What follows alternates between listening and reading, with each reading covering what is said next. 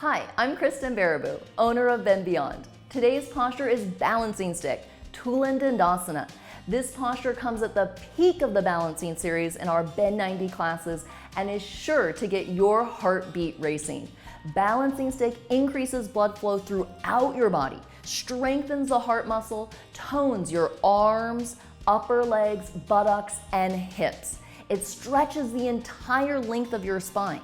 It's a traction pose with the spine, so that means stretch in opposite directions throughout, making your body form a perfect T. Balancing stick balances on a strong locked out leg, just like standing head to knee and standing bow. Remember, a locked leg is not hyperextension.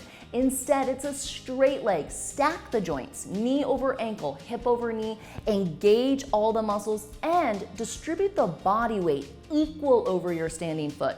It's a common mistake in balancing stick to stay back in the heel. This allows you to balance without truly getting proper muscle engagement in your leg and in your glutes. Next time you come to class, try leaning forward a little bit, bringing the body weight equal over the foot, and then truly engaging all the muscles of the leg to form a strong, solid foundation for your posture. Let's take a closer look, as form is key. Balancing stick, Dandasana. Feet together, arms up over your head sideways, palms together, interlock your fingers, release your index fingers, cross your thumbs. Keep a tight grip here, glue your palms together so that you maintain the access to the neck and shoulders. Chin up, body back, inhale, right leg step forward, a big step. Now shift the weight forward, already getting the body weight equal over your standing foot. Lock out your back leg, point your back toes, and bring your body down as you charge forward. So important to stretch through your fingertips the whole time and stretch through your toes. Let's take a look from another angle to see a very common misalignment.